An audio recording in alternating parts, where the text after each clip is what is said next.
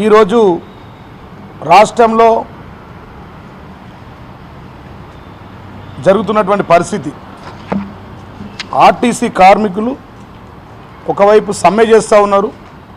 సమ్మె చేస్తూ ఉంటే వారి సమస్యలను పరిష్కరిస్తా అని చెప్పి ఒక మానవత దృక్పథంతో ఈ రాష్ట్ర ముఖ్యమంత్రి చెప్పాల్సింది పోయి ఇప్పుడు క్యాబినెట్ నడుస్తూ ఉన్నది. అటు క్యాబినెట్ నడుస్తూ ఉన్నది, ఇటు శంకర్ గౌడ్ అనే డ్రైవర్ ఆర్టీసీ కార్మికుడు వారు చేస్తూ ఉన్నారు ధర్నా. ఎందుకు చేస్తూ ఉన్నారు? గతంలో ఇదే కాంగ్రెస్ పార్టీ వాళ్ళ మేనిఫెస్టోలో, వారి యొక్క మేనిఫెస్టోలో పేజీ నెంబర్ 28లో వారు చెప్పినటువంటి అంశాలు ఇది. మీడియా మిత్రులు తీసుకోండి దయచేసి. వారు ఏం చెప్పారు? వారి మేనిఫెస్టోలో టీఆర్ఎస్ ఆర్టీసీ సిబ్బంది సంక్షేమం పేజీ నెంబర్ 28 14వ అంశం, ఆర్టీసీ కార్మికుల ప్రభుత్వం విలీన ప్రక్రియ పూర్తి చేసి 2 PRC బకాయిలు వెంటనే చెల్లిస్తాం. వచ్చే PRC పరిధిలోకి టీఎస్ఆర్టీసీ కార్మికులను చేరుస్తాం. రాష్ట్ర ప్రభుత్వ ఉద్యోగులతో సమానంగా అన్ని వసతులు సదుపాయాలను కల్పిస్తాం. ఆర్టీసీ బస్సులను ఆధునీకరించి విస్తరిస్తాం. అధునాతనమైన సౌకర్యాలతో కొత్త సౌకర్యాలను ప్రారంభిస్తాం, సర్వీసులను ప్రారంభిస్తాం. ఆర్టీసీ యూనియన్ పునరుద్ధరణకు అనుమతిస్తాం. ఇది వారి ఇచ్చిన యొక్క మేనిఫెస్టో.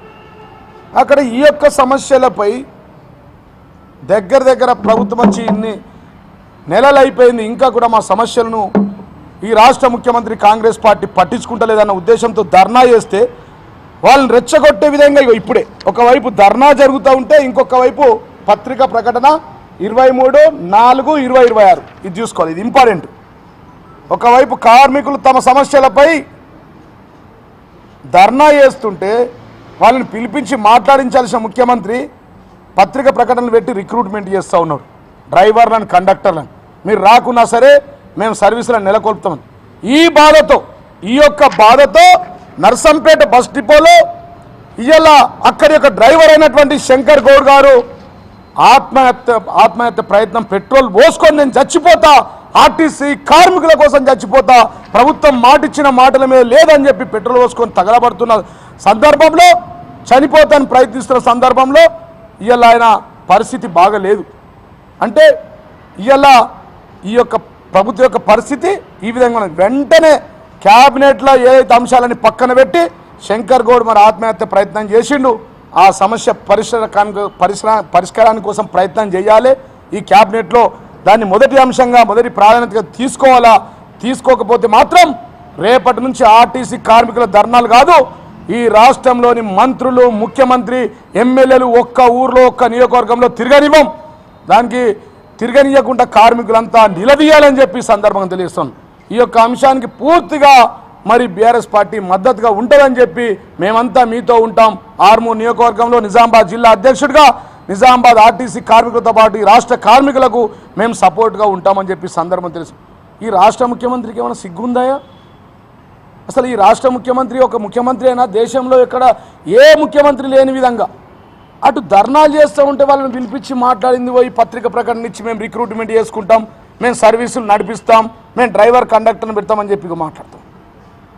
దీనిలో సమానం చెప్పాలి. మరి ఈ రాష్ట్ర ప్రభుత్వం, కాంగ్రెస్ ప్రభుత్వం ఇక్కడ సమ్మర్ నడుస్తలేదు ఈ రాష్ట్రంలో, తెలంగాణ రాష్ట్రంలో సమ్మర్ కొనసాగుతలేదు తెలంగాణ రాష్ట్రంలో, సమ్మెల ప్రభుత్వం కొనసాగుతూ ఉంది.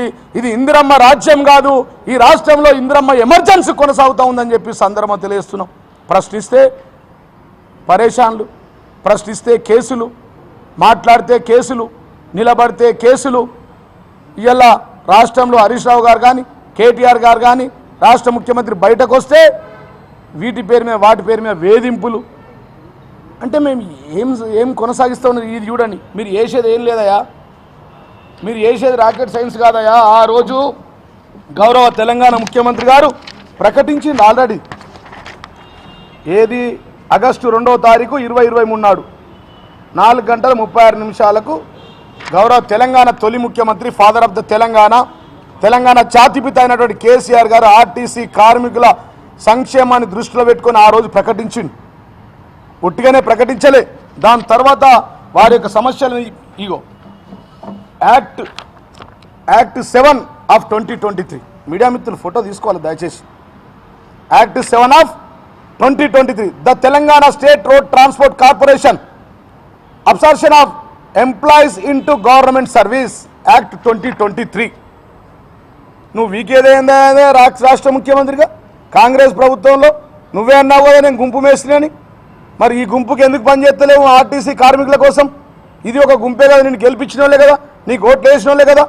ఈ యాక్ట్ని గౌరవ తెలంగాణ తొలి ముఖ్యమంత్రి కేసీఆర్ గారు ఆ రోజు యాక్ట్ 2023 అని యాక్ట్ నంబర్ 2023లో తీసుకురావడం జరిగింది. దాన్ని చాలా స్పష్టంగా చెప్పిండు.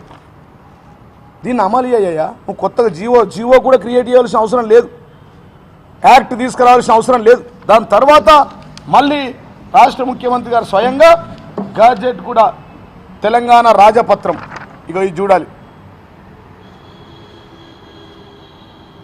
తెలంగాణ రాజపత్రం అని చెప్పి the Telangana gazette part 4A extraordinary published by the authority Hyderabad Friday August 6, 2023 నాడు రాజపత్రం కూడా వచ్చింది.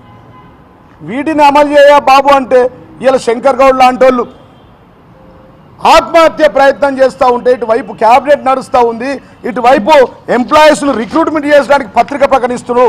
ఖబర్దార్ కాంగ్రెస్ ప్రభుత్వం, ఈ రాష్ట్ర ముఖ్యమంత్రికి అదేవిధంగా ఈ రాష్ట్ర మంత్రులకు నేను హెచ్చరిస్తూ ఉన్నా, ఒకవేళ కనుక మా ఆర్టీసీ కార్మికుల సమస్యలను ఇదే క్యాబినెట్లో మీరు పరిష్కారం చేయకపోతే ఈ విధమైనటువంటి పత్రిక ప్రకటించి మేము కొత్త డ్రైవర్లను పెట్టుకుంటాం, కొత్త కండక్టర్లను పెట్టుకుంటాం, మీ విధుల నుంచి తొలగిస్తామని చెప్పి కనుక ముందటికి పోతే ఈ రాష్ట్రంలో ఏ ఒక్క ఎమ్మెల్యే, ఏ ఒక్క మంత్రి, రాష్ట్ర ముఖ్యమంత్రి అడుగు తీసి అడుగు పెట్టలేడని చెప్పి ఆర్టీసీ కార్మికులు అంటే 3 ఫేజ్ల కరెంటు, తెలంగాణ ఉద్యమంలో కీలక పాత్ర పోషించిన వాళ్ళు ఆర్టీసీ కార్మికులు. ఆ రోజు ఆర్టీసీ కార్మికులు సకల జనుల సమ్మెలతో పాటు ప్రతినిత్యం ఎక్కడికక్కడ డిపోలో ఉండి ఈ తెలంగాణ రాష్ట్ర ప్రభుత్వం రావడానికి కర్త కర్మ క్రియలో వారొక భాగం అని చెప్పి సందర్భాన్ని తెలియజేస్తా ఉన్నాం. ఆ రోజు కనుక వాళ్ళు ధర్నాలు, రస్తారోకోలు, సకల జనుల సమ్మె చేయకపోతే ఇవాళ ఈ రాష్ట్ర ప్రభుత్వానికి, ఈ రాష్ట్రంలో తెలంగాణ భారతదేశ పటంలో తెలంగాణ రాష్ట్ర ప్రభుత్వం ఉండేది కాదు. ఆ రాష్ట్ర ప్రభుత్వానికి ఇవాళ ఈ రాష్ట్రం తెలంగాణ భారతదేశ పటంలో ఉండేది కాదు. దాంట్లో నువ్వు పిసిసి ప్రెసిడెంట్ అయ్యేది కాదు మిస్టర్ రేవంత్ రెడ్డి అని చెప్తున్నా. ఈ రాష్ట్రంలో తెలంగాణ కాంగ్రెస్ పార్టీకి నువ్వు పిసిసి అయి దాని తర్వాత ఈ రాష్ట్రానికి ముఖ్యమంత్రి అయినవంటే ఈ కార్మికుల రక్తం చెమట ఉన్నదని గుర్తుపెట్టుకో. ఇదే క్యాబినెట్లో నిర్ణయం తీసుకో. మీరు ఆ రోజు మేనిఫెస్టో పెట్టి పేజీ నంబర్ 28లో టీఎస్ఆర్టీసీ సిబ్బంది సంక్షేమం కోసం నీ మేనిఫెస్టోలో పెట్టింది నువ్వు అమలు చెయ్యు.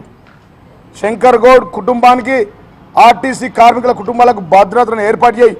ఏ ఒక్క డ్రైవర్, కండక్టర్ చనిపోయినా, ఆత్మహత్యానికి ప్రయత్నం చేసినా, ఆకస్మిక మరణాలు జరిగినా ఈ బాధను తట్టుకోలేక వారు ఎట్లాంటి అభద్రతకు లోనైనా దానికి పూర్తి బాధ్యత ఈ రాష్ట్ర ముఖ్యమంత్రి రేవంత్ రెడ్డి వహించాలని చెప్పి నేను డిమాండ్ చేస్తూ ఉన్నా. డిమాండ్ ఒకవేళ జరిగితే మీరే దానికి బాధ్యత అని చెప్పి సందర్భంగా తెలియజేస్తూ వెంటనే ఇదే క్యాబినెట్లో ఈ క్షణం అక్కడ క్యాబినెట్ కొనసాగుతుంది కాబట్టి దాంట్లో నిర్ణయం తీసుకోవాలని చెప్పి నేను డిమాండ్ చేస్తూ ఉన్నా. జై తెలంగాణ, జై కేసీఆర్.